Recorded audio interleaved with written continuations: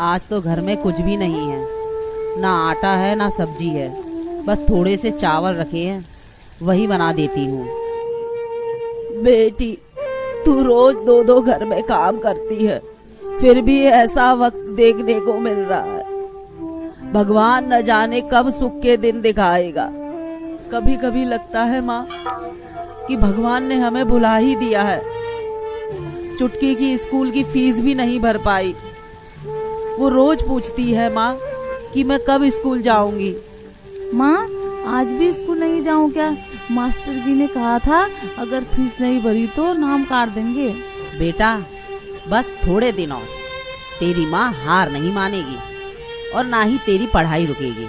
बेटी, तू बहुत थक जाती है, भूखी प्यासी काम पर लगी रहती है। मैं कुछ भी नहीं कर पाती तेरे लिए। आप लोगों के लिए ही तो जी रही हूँ माँ। आप और चुटकी ही तो मेरी दुनिया हो। बस कभी कभी लगता है ये दुनिया कितनी बेरहम है।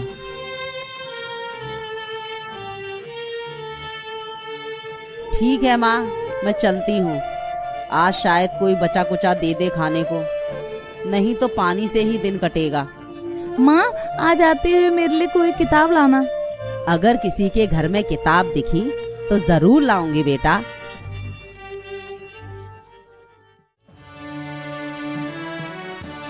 राधा अपनी मालकिन के घर पर झाड़ू लगा रही है। उसका चेहरा पसीने और थकान से भरा है। तभी घर की मालकिन श्रीमती वर्मा हाथ में एक चमचमाता हुआ डब्बा लेकर आती है। डब्बे में गर्म भाप और पनीर की खुशबू निकल रही है। अरे राधा, काम बाद में कर लेना, पहले ये ले, खा ले कुछ। नहीं दीदी, आप खा लीजिए, मैं बाद में कुछ खा लूंगी। अरे नहीं, ये शहर से मंगवाया है, इसे पिज्जा कहते हैं। तुमने कभी खाया है? पिज्जा? नहीं दीदी, क्या होता है ये? देखो, इसमें ब्रेड जैसी चीज होती है, ऊपर सब्जियाँ, चीज, मसाले सब गरम करके बनाते हैं। एकदम खास स्वाद होता है। सुगंध तो ऐसी है जैसे तो ताजगी से भरा त्योहार हो। क्या मैं एक टुकड़ा चख सकती हूँ? जरूर जरूर, तुम रोज काम करती हो, कभी तो कुछ अच्छा खाया करो। राधा धीरे से एक टुकड़ा उठाती है। जैसे ही वो पहला टुकड़ा मुंह में डालती है, उसकी आंखें खुल जाती हैं। हे भगवान, ये तो जैसे जुबान पर कोई मिठास और मसालों की बारिश हो गई हो। पसंद आया ना? पर ये गांव में नहीं मिलता, सिर्फ शहर में ही है। ऐसा स्वाद तो मैंने कभी नहीं चखा। एक पल को तो जैसे सारी चिंता थकान सब मिट गई। राधा थकी हुई लेकिन चेहरे पर एक हल्की सी मुस्कान लिए घर लौटती है। झोपड़ी के अंदर उसकी माँ खांस रही होती है और चुटकी खेल रही होती है। राधा झोली जमीन पर रखती है और माँ के पास जाती है। माँ, आज दीदी ने मुझे एक बहुत ही अजीब और स्वादिष्ट चीज खिलाई। उसका नाम पिज्जा था। पिज्जा? ये क्या होता है बेटी? माँ, वो एक तरह की रोटी थी, लेकिन उस पर सब्जियाँ, मसाले, ऊपर से सफेद चीज डली थी। और जब मैंने खाया तो ऐसा लगा जैसे जुबान पे स्वाद का बम फूट गया हो। माँ, मुझे भी खिलाओ ना वो पिज्जा। अभी नहीं बेटा, लेकिन सोच रही हूँ माँ, क्यों ना हम भी पिज्जा बनाना सीखें और फिर गांव में बेचें। यहाँ किसी ने कभी पिज्जा का नाम तक नहीं सुना। हो सकता है ये काम चल निकले। बेटी, पर हमें तो पिज्जा बनाना आता ही नहीं, और सामान भी कौन देगा? माँ, कल काम पर जाऊंगी तो दीदी से पिज्जा बनाना पूछ लूंगी। वो बहुत अच्छी हैं, सिखा देंगी, और जो भी जरूरत होगी धीरे धीरे जुटा लेंगे। तेरी बातों में जोश है राधा। अगर तूने सोच लिया है तो भगवान भी तेरा साथ देंगे।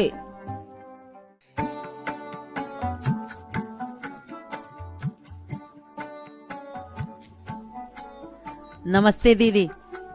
काम शुरू करने से पहले आपसे कुछ पूछना था। हाँ राधा, बोलो बोलो, क्या बात है?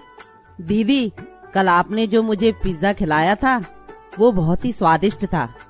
मैंने अपनी माँ को भी बताया और मन में ख्याल आया, क्या क्या आप मुझे वो बनाना सिखा सकती हैं? श्रीमती वर्मा थोड़ी हैरानी से राधा को देखती है। वाह राधा वाह, ये तो बहुत अच्छा ख्याल है। चलो आज से ही सिखाना शुरू करते हैं। देखो, पहले मैदे में थोड़ा खमीर मिलाते हैं, फिर इसे फूलने देते हैं, फिर बेल कर ये बेस तैयार होता है। अच्छा, जैसे रोटी पर थोड़ी मोटी और मुलायम। अब श्रीमती वर्मा टमाटर सॉस, चीज और सब्जियां लगाती है। अब इस पर चीज और सब्जियां डालते हैं और फिर इसे ओवन में सेकते हैं। जब चीज पिघलता है तभी असली मजा आता है। दीदी, पर मेरे पास तो ओवन है ही नहीं, मैं कैसे बना पाऊंगी? तो क्या हुआ राधा, बिना ओवन के भी पिज्जा बन सकता है। चलो मैं तवा वाला तरीका बताती हूँ। अब श्रीमती वर्मा चूल्हे पर तवा रखती है और फिर उस पर पिज्जा का बेस रखती है। उसके बाद ढक्कन से ढक देती है। देखो, तवे को धीमी आंच पर गरम करो, फिर पिज्जा बेस उस पर रखो, ऊपर से टॉपिंग डालो और कोई भारी ढक्कन से ढक दो। चीज थोड़ी देर में पिघल जाएगा। वाह दीदी, ये तो मेरे घर में भी हो सकता है। तवा और ढक्कन तो है मेरे पास। बस ध्यान रखना कि आंच तेज ना हो, नहीं तो नीचे जल जाएगा। थोड़ी प्रैक्टिस करोगी तो हाथ बैठ जाएगा। पर दीदी, क्या पिज्जा बनाने के लिए मुझे थोड़ा सामान मिल जाएगा? हाँ जरूर राधा, इसमें संकोच की क्या बात है। राधा पिज्जा का सामान लेकर घर लौट रही है।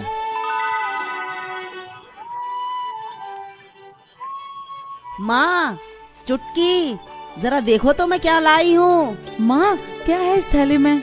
आज तुम दोनों को एक खास पकवान खिलाने वाली हूँ, जिसका नाम है पिज्जा। अरे, तुमने बनाना सीख भी लिया?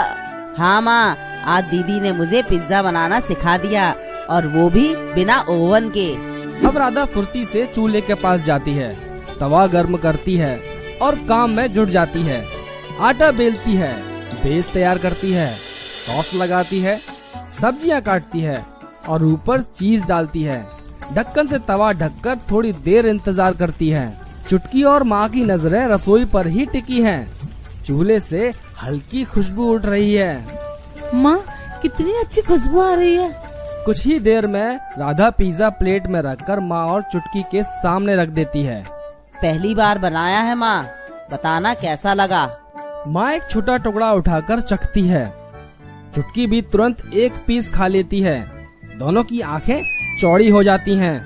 हे राम, ये तो सच में बहुत स्वादिष्ट है, बिल्कुल वैसा जैसे तूने बताया था। माँ, और दो ना, ये तो बहुत मजेदार है। माँ, सोच रही हूँ क्यों ना हम यही पिज्जा बनाकर गांव में बेचें। यहाँ किसी ने कभी खाया ही नहीं, शायद यही हमारे लिए रास्ता बन जाए। बेटी, बात तो बहुत अच्छी है, लेकिन सामान लाने के पैसे कहाँ से लाएंगे? 2 दिन बाद मेरी तनख्वाह मिलने वाली है माँ, उसी से थोड़ा सामान लाऊंगी। एक बार शुरू कर लिया तो धीरे धीरे सब ठीक हो जाएगा। तेरी लगन देखकर तो लगता है अब घर में अंधेरा नहीं रहेगा।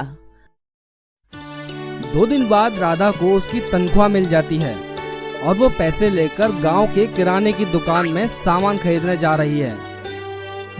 अगले दिन राधा अपनी दुकान गांव के चौपाल पर लगाती है। कुछ समय तक कोई ग्राहक नहीं आता। दोपहर हो जाती है, फिर भी कोई ग्राहक नहीं आता। शायद किसी को पता ही नहीं ये क्या चीज है। कोई भी नहीं आ रहा, कोई तो आए। रात हो जाती है। राधा उदास होकर बैठी है। तभी दूर से एक आवाज आती है। अरे, गांव में पिज्जा? क्या सच में? ग्राहक राधा की दुकान के पास आता है। अरे बहन जी, जरा एक पिज्जा तो बना दो, देखो तो सही गांव का पिज्जा कैसा होता है। जी, अभी बनाती हूँ। राधा चूल्हे पर तवा रखती है और सदे हुए हाथों से पिज्जा बनाने लगती है। ढक्कन से ढकती है और खुशबू फैलने लगती है। युवक पास खड़ा होकर देख रहा है। कुछ ही देर में राधा पिज्जा प्लेट में रखकर उसके सामने रखती है। युवक पहला टुकड़ा लेता है और चखता है। उसकी आंखें खुल जाती हैं। अरे वाह, ये तो कमाल का है, बिल्कुल शहर जैसा। नहीं, उससे भी बेहतर। सच में आपको अच्छा लगा? अरे सच में बहन जी, आप तो यहाँ की शेफ निकली। कल अपने दोस्तों को भी लेकर आऊंगा। अब गांव में भी पिज्जा चलेगा। राधा रात को एक पिज्जा बेचकर अपने घर लौट रही है। झोपड़ी के अंदर राधा की माँ चूल्हे पे बैठे चाय बना रही है और चुटकी पास में अपनी किताब पर पढ़ रही है। राधा धीरे से घर के अंदर आती है। कैसा रहा पहला दिन बेटी? बस माँ, एक ही पिज्जा बिका, वो भी रात में। पूरा दिन कोई नहीं आया। राधा भी अपनी माँ के साथ बैठ जाती है और अपनी कमाई के रुपए माँ के हाथ पे रख देती है। सोचा था आज थोड़ा कुछ बदलेगा, पर लगता है लोगों को समझ ही नहीं आया कि पिज्जा होता क्या है। अरे पगली, अभी तो बस पहला दिन है। गांव के लोग नई चीज से डरते हैं, पर जब एक बार उनके जबान पर इसका स्वाद चढ़ गया तो देखना कैसे लाइन लगती है तेरी दुकान पर। पर माँ, सामान भी सीमित है, पैसा भी।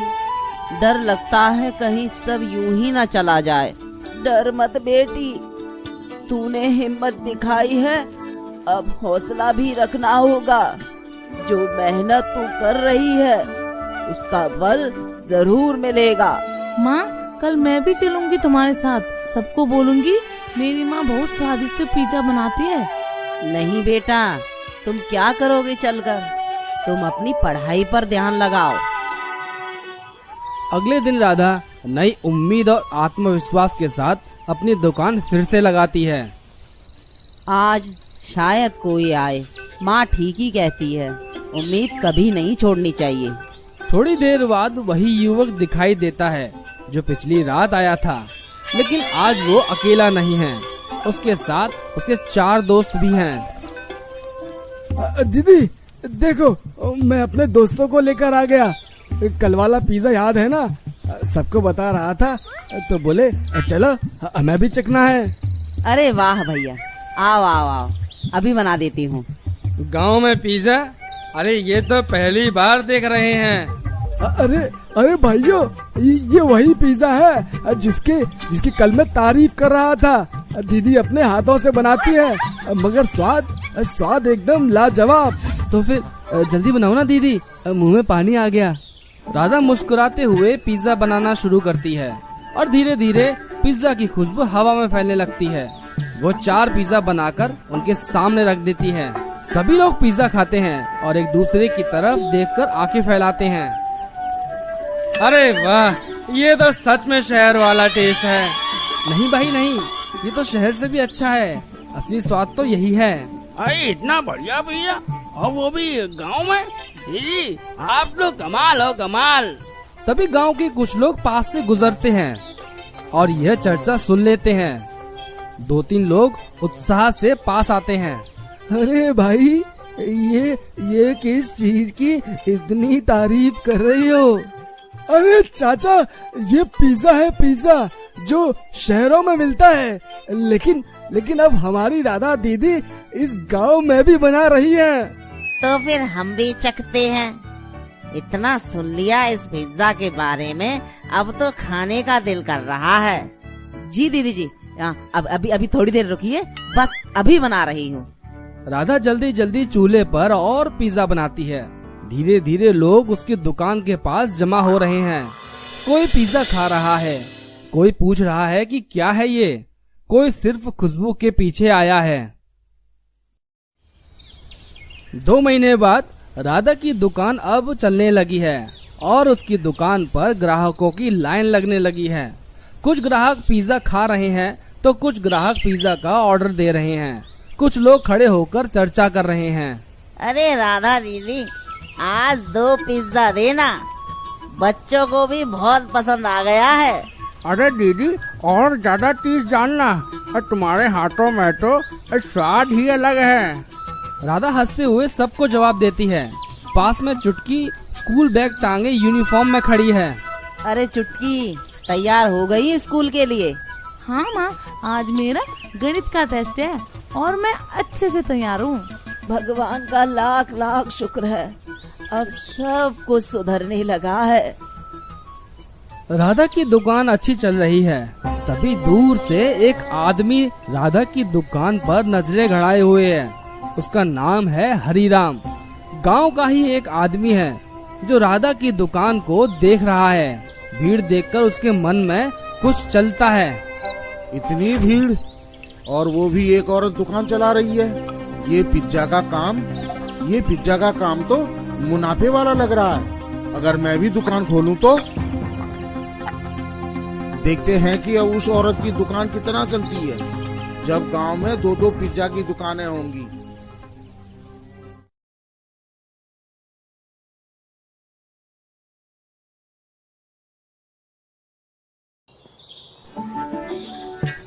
कुछ दिन बाद हरिराम अपनी दुकान राधा की दुकान के बगल में खोल लेता है।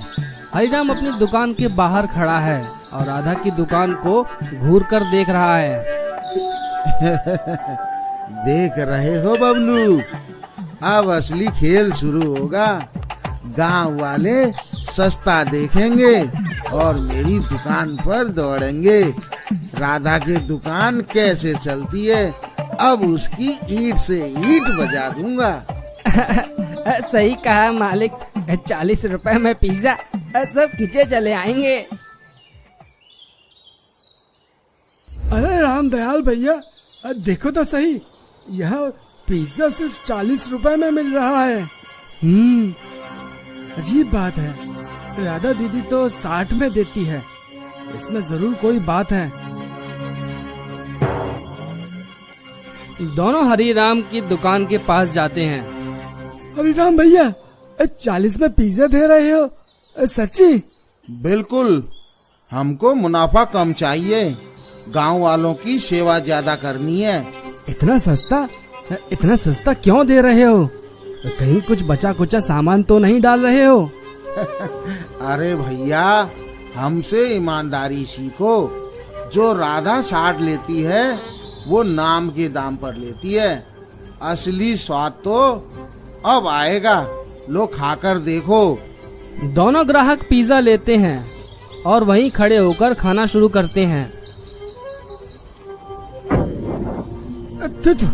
ई क्या है भैया, ऊपर का चीज तो बिल्कुल कच्चा है और नीचे का बेस तो बिल्कुल रबड़ जैसा खिंच रहा है।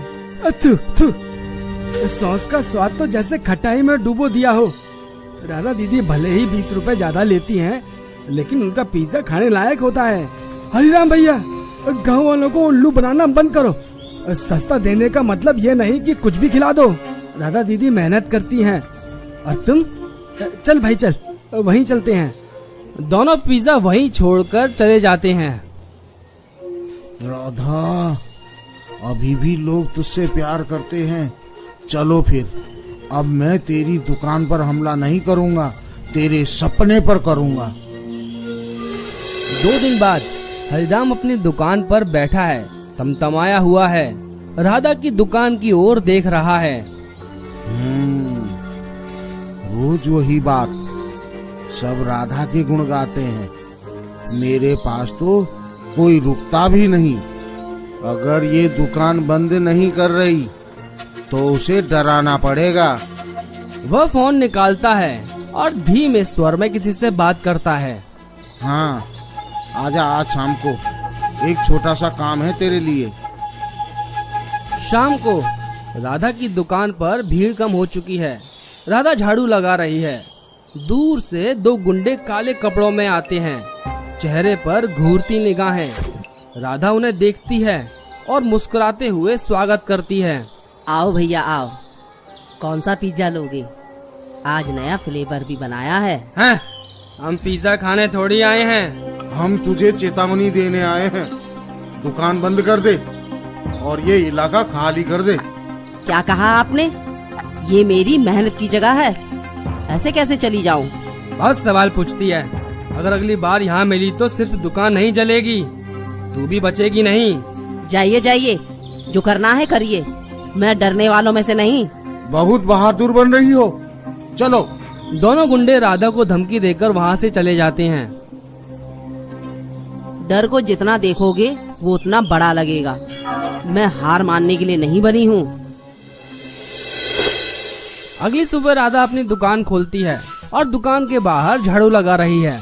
राधा की माँ चूल्हा तैयार कर रही है और साथ में उसकी बेटी अंजलि भी खड़ी है। आज का दिन भी हमारे लिए कुछ अच्छा लेकर आएगा बेटा। हाँ मम्मा, हम हार मानने वालों में से थोड़ी हैं। थोड़ी देर बाद हरिराम आता है। दूर से राधा की दुकान को चालू देखकर चौंकता है। ये औरत तो डरती ही नहीं, कल के बाद भी दुकान खोल ली, ऐसा कैसे मुमकिन है? कुछ दिन बाद हरिराम की दुकान खाली पड़ी है, कुर्सियां खाली हैं। वो अकेला बैठा है, इधर उधर देख रहा है। कहाँ गए सभी लोग? क्यों कोई नहीं आता मेरी दुकान पर? वो राधा की दुकान की तरफ देखता है। वहाँ भीड़ लगी हुई है, लोग हंसते हुए पिज्जा खा रहे हैं।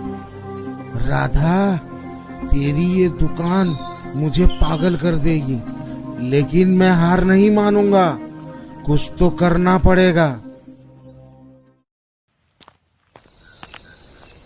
हरिराम थका हुआ अपनी दुकान बंद करके पैदल घर लौट रहा है। सामने से सरपंच राम नरेश का बिगड़ल बेटा मंगलू चला रहा है। अरे ओ हरिया, आज बड़े उदास लग रहे हो तुम। क्या कोई बात हुई है क्या? दुकान बंद करके ऐसे चुपचाप जा रहे हो? क्या बताऊं मंगलू, सब कुछ राधा के कारण हो रहा है। उसकी दुकान चमक रही है, मेरे में कोई आता ही नहीं। कल तो मैंने 2 गुंडे भेजे थे डराने, मगर वो भी बेअसर। वो औरत तो डरती ही नहीं। अरे वाह, तूने कोशिश तो की, लेकिन आधी अधूरी।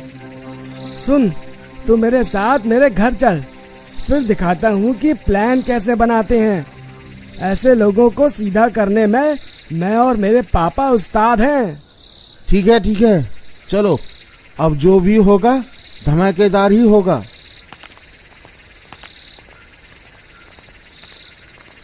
थोड़ी देर बाद दोनों मंगलू के घर पहुंच जाते हैं। नमस्ते चाचा जी। नमस्ते बेटा, नमस्ते। अरे आज इधर कैसे आना हुआ? इस गली का रास्ता तो भूल ही गए हो तुम। नहीं चाचा जी, ऐसी कोई बात नहीं है। अरे पापा, वही राधा है ना? कौन राधा बेटा?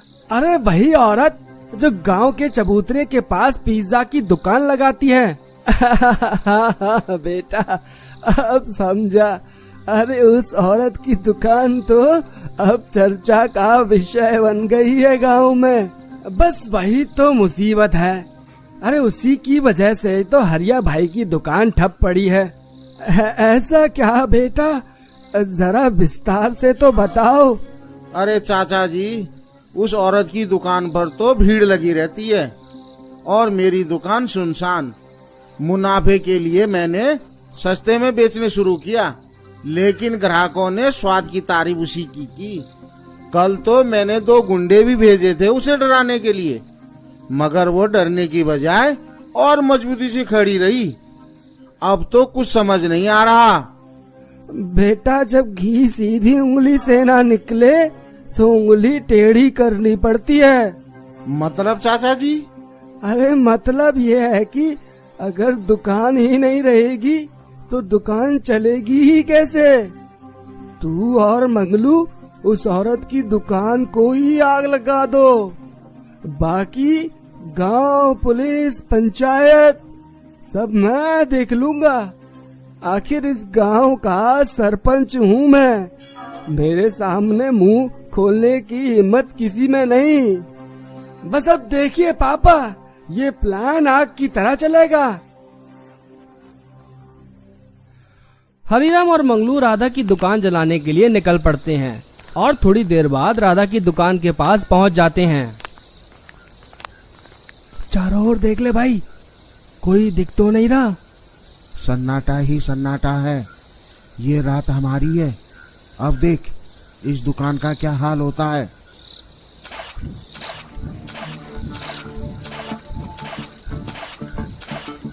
कल देखेगी राधा, जब सुबह उठेगी और देखेगी, ना उसकी मेहनत बची ना सपना। अब चलेगी तो बस मेरी दुकान चलेगी। अब देखते हैं राधा, ये तेरा आखिरी सपना था। अबे हरिया, आग की रोशनी दूर तक जा रही है, जल्दी भाग लेते हैं, नहीं तो कोई देख लेगा। चल भागते हैं।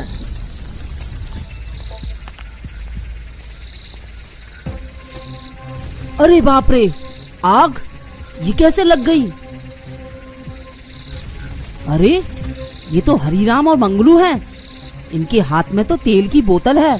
अरे अरे गांव वालों उठो, आग लग गई है, राधा की दुकान जल रही है, कोई पानी लाओ। हे भगवान, इसने किया ये सब। की दुकान जल गई है। राधा दीदी जल्दी बाहर आओ, जल्दी बाहर आओ, आपकी दुकान में आग लग गई है। क्या हुआ भाई, इतना क्यों हाफ रहे हो? दीदी आपकी दुकान में आग लग गई, बहुत जोर से जल रही है। क्या? नहीं, ये कैसे हो सकता है? हे भगवान, ये तूने क्या कर दिया? मम्मी, हमारी दुकान। नहीं, ये मेरा सपना था, मेरी मेहनत थी, ये कैसे जल गया? मेरी दुकान। राधा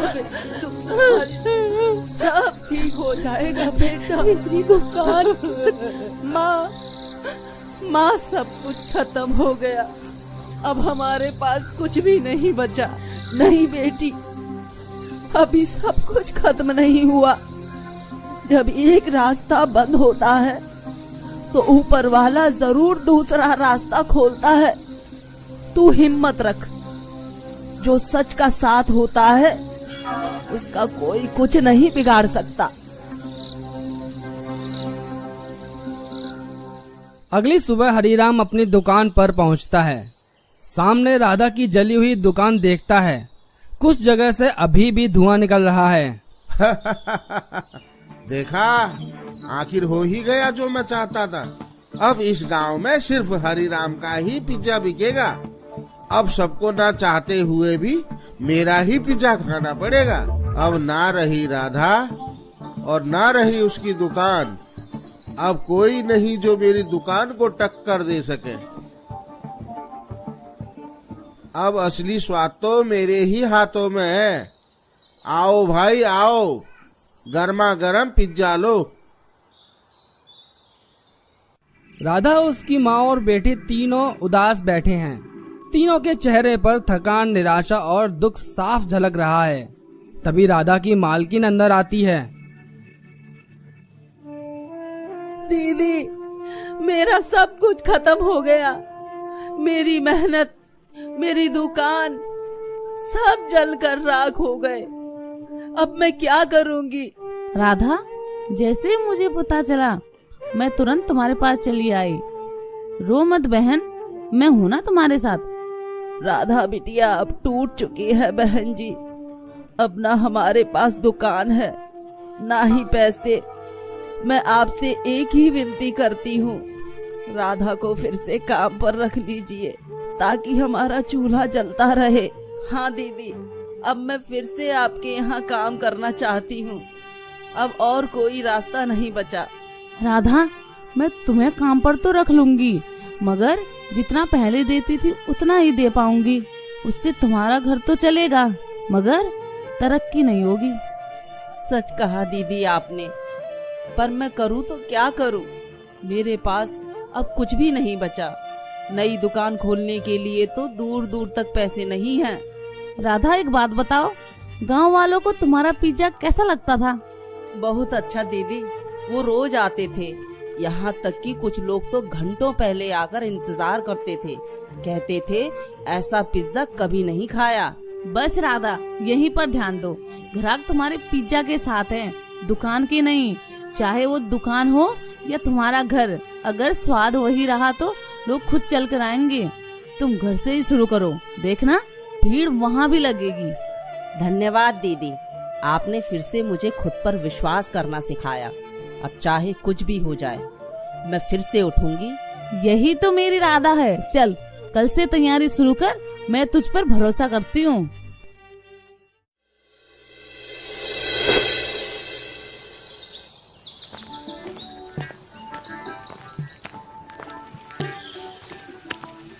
माँ, सब सामान तैयार है, आटा गूंद लिया है। अब बस भगवान से दुआ है कि कोई ग्राहक जल्दी आए। आएगा बेटी, तेरी मेहनत जरूर रंग लाएगी।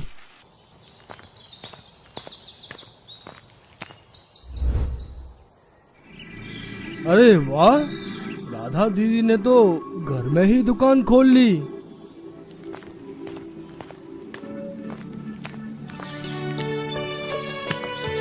राधा दीदी, ओ राधा दीदी। हाँ भैया, बताइए कौन सा पिज्जा लोगे? अरे दीदी, आपने तो कमाल ही कर दिया, घर से ही दुकान खोल ली। बहुत अच्छा किया आपने। दीजिए वही वाला पिज्जा जो पहले खाता था। बस भैया 2 मिनट रुकिए, अभी बना देती हूँ।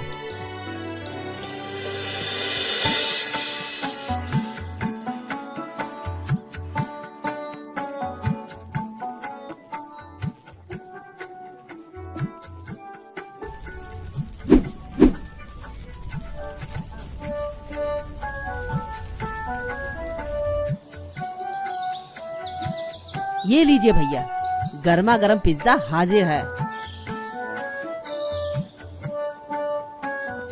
उफ दीदी, ये तो और भी ज्यादा स्वादिष्ट लग रहा है। अब क्या बात है।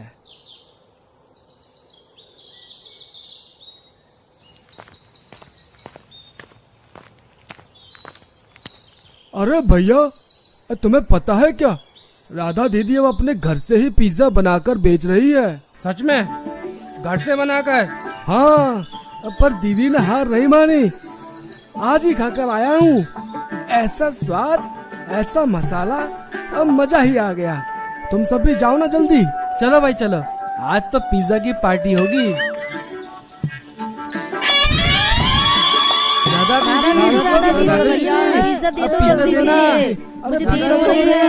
राधा दीदी, देखा माँ, दीदी सही कहती थी, अगर दिल से मेहनत करो तो भगवान रास्ता खुद बना देता है। हाँ बेटी, आज तूने फिर से दिखा दिया कि मेहनत कभी हारती नहीं। हरीराम अपनी दुकान के बाहर खड़ा है। दुकान खाली है। इक्का दुक्का लोग सामने से गुजरते हैं, मगर उसकी दुकान से कोई भी पिज्जा नहीं खा रहा। ये क्या हो रहा है? अभी तक कोई ग्राहक क्यों नहीं आया? रोज तो इस वक्त तक भीड़ लग जाती थी।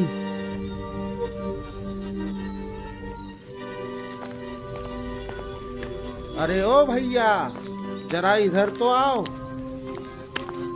हाँ हरीराम जी, कहिए क्या कह रहे हैं? अरे ये बता, आज सब कहाँ गए? अब तक तो भीड़ लग जाती थी, आज कोई आया ही नहीं। अरे आपको नहीं पता? क्या नहीं पता? अरे वो राधा दीदी है ना, वो फिर से पिज्जा बेच रही हैं। आज से दोबारा शुरू किया है। सब लोग वही हैं, पिज्जा खाने गए हैं। मैं भी वहीं से आया हूँ। क्या राधा फिर से पिज्जा बेच रही है? मैंने तो उसकी दुकान को ही आग लगा दी थी। फिर ये औरत इतनी जल्दी कैसे वापस उठ गई? इसके पास पैसे कहाँ से आए दुकान फिर से खोलने के लिए? ये बता, राधा ने दुकान कहाँ खोली है? अरे कोई दुकान खोली नहीं है उसने, वो अब अपने घर से ही पिज्जा बनाकर बेच रही है। लाइन लगी पड़ी है वहाँ। अच्छा ठीक है, तू जा अब यहाँ से। ये राधा तो मानने का नाम ही नहीं ले रही है। अब तो दुकान ही नहीं रही, घर से पिज्जा बेच रही है। इसका तो कुछ करना ही पड़ेगा, वरना एक दिन मेरी ही दुकान बंद हो जाएगी।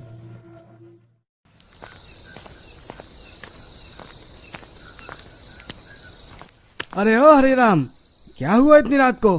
राम नरेश काका, सब गड़बड़ हो गया है। राधा फिर से पिज्जा बेच रही है, घर पर ही दुकान बना ली उसने। क्या? ओ, फिर से?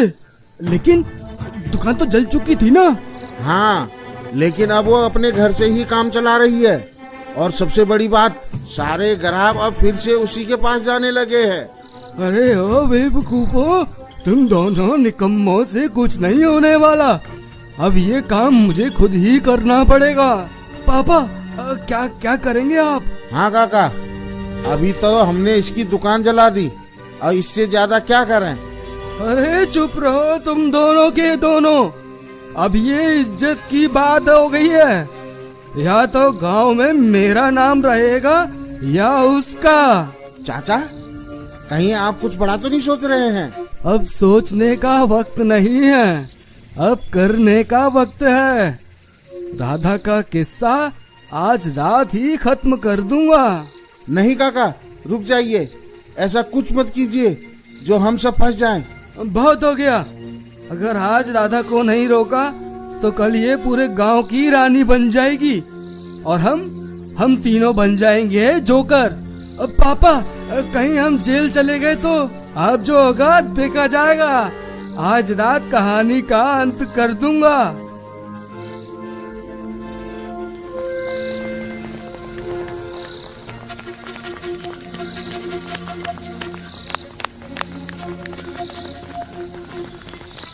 चाचा, चारों ओर देख लो, कोई देख तो नहीं रहा। अरे सब सो रहे हैं, जल्दी कर। लेकिन चाचा, अगर पुलिस को पता चल गया तो?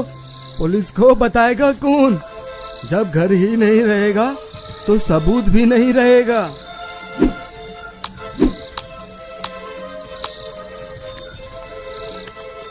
वो देखो, रुक जाओ। हाथ ऊपर। तुम तीनों रंगे हाथ पकड़े गए हो। और ये कैसे हो गया? सर, ये क्या हुआ? ये शोर क्यों? अरे मैडम, ये तीनों आपके घर को जलाने की साजिश कर रहे थे। वो शुक्र है इस सज्जन महिला का जिसने समय रहते हमें खबर कर दी। अगर थोड़ी भी देर हो जाती तो आज आप और आपका घर दोनों नहीं बचते। हरिराम भैया, मैंने आपका क्या बिगाड़ा था? मेहनत से सब कुछ बनाने की सजा इतनी बड़ी मिलेगी? इतनी नफरत? माफ कर दो राधा, मुझसे बहुत बड़ी गलती हो गई है। माफी नहीं मिलेगी। अब इन तीनों को घर जलाने की कोशिश, साजिश और पुरानी घटनाओं के आधार पर 20 साल की सजा दी जाएगी। पुलिस तीनों को पकड़ के जेल ले जाती है। हरिराम अपनी गलती मानता है और राधा से माफी भी मांगता है। तीनों को 20 साल की सजा होती है। अब राधा अपना बिजनेस अपने घर से ही शुरू करती है और अच्छा काम करती है। पूरे गांव वाले उसका पिज्जा खाते हैं और उसका बिजनेस बहुत चलने लगता है।